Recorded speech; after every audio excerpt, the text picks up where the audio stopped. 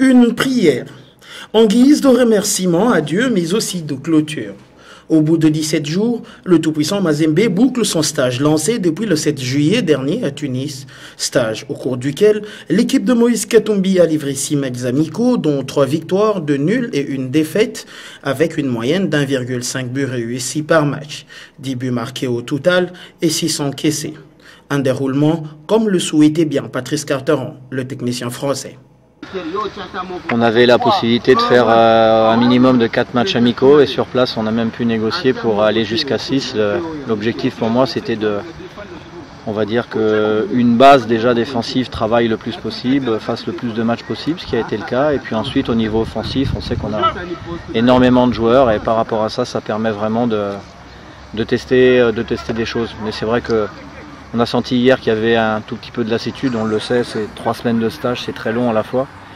Et je pense que les joueurs ont maintenant hâte d'arriver en Égypte, d'arriver à Alexandrie pour préparer ce match de Zamalek. Mais sur les objectifs de travail qu'on s'était fixés, je suis surtout très content que nos joueurs aient eu vraiment un bon comportement lors de tous les matchs amicaux, face à un style de jeu très, très agressif, très rythmé. On a su répondre présent, donc c'est vraiment le point positif de cette préparation.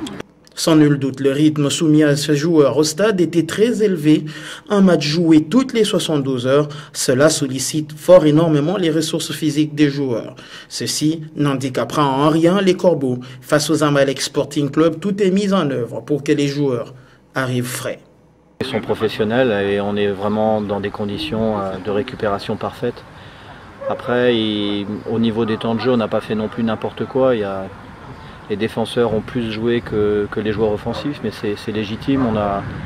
On n'a jamais joué à 48 heures d'intervalle, on a toujours laissé 3 jours de repos, donc je suis persuadé qu'on arrivera à 100% de nos possibilités dimanche soir contre le Zamalek.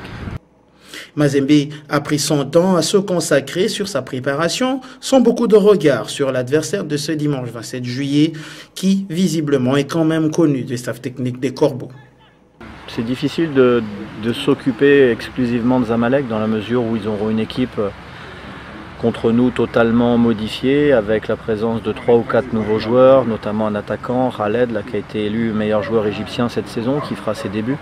Des joueurs qui n'ont pas joué lors de la finale de Coupe d'Égypte il y a quelques jours en arrière, donc c'est déjà difficile. Je pense qu'on aura une équipe avec un visage vraiment différent de ce qu'on a joué à Kamalondo. C'est pour ça qu'il faut vraiment compter sur nous plutôt que d'essayer de deviner comment ils vont jouer. Et encore une fois, si on veut faire une grande saison, ça passe par un grand résultat à Zamalek. Donc à nous d'avoir du respect pour l'adversaire et surtout de faire abstraction du contexte pour se dire qu'il faut qu'on ramène un résultat positif chez nous à Lubumbashi. Le stage se clôturera sur une ambiance de fête, mais avec un fort accent sur le match, mais aussi ce que symbolise le mois pour le TP Mazembe Anglais-Vert. Je voulais remercier le coach qui a eu cette idée géniale et rappeler à l'équipe que le mois de juillet c'est un mois qui porte bonheur.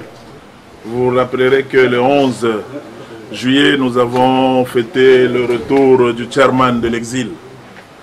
Aujourd'hui par hasard c'est mon anniversaire et sachez que le 30 juillet c'est l'anniversaire de coach. Donc le dimanche ce sera une journée de fête pour couronner tout ça à Lubumbashi le 30 juillet.